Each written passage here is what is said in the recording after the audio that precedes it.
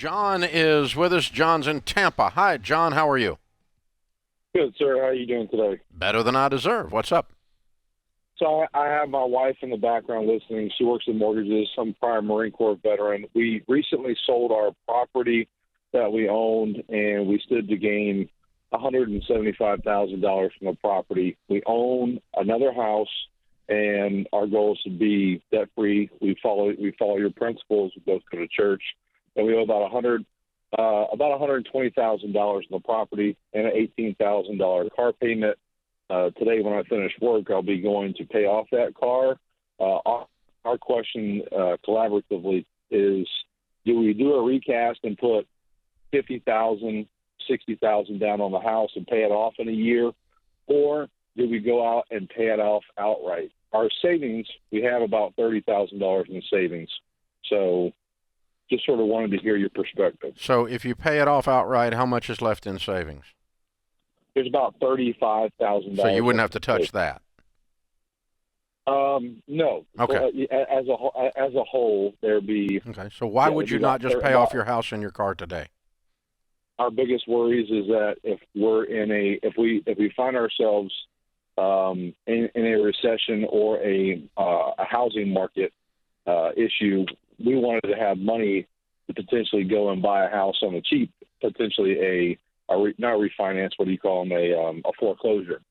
We just want to hear your perspective. So you would not pay off your house in order to maybe buy a foreclosure if the housing market tanks?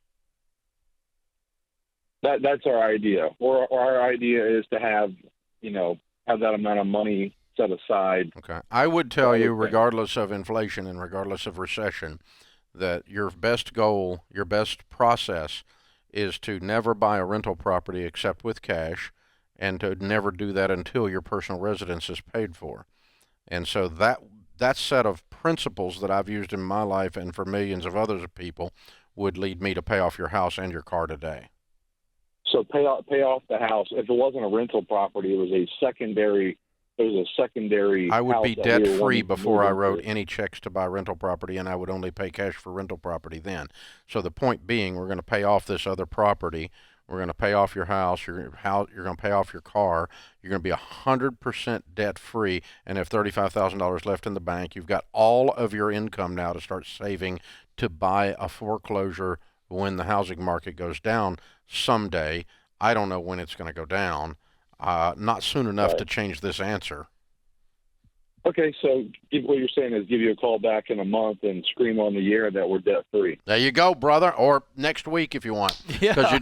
Or tomorrow if you want. But, yeah, because you're debt-free. Pay off everything. That's what I would do. Listen, something's the worry, the angst that you have around the economy, you're watching the news too much, number one. You need to turn the channel off. But, number two, the worry and it's real, but there's no sense in just bathing in the blood every night, the blood of the newscast. And so, the angst that I hear, what you don't see coming is that when you pay off all of this stuff, you're going to get peace. Yes. And you don't even realize that that's there. So, because 100%, we've done detailed research, 100% of the foreclosures occur on a home with a mortgage.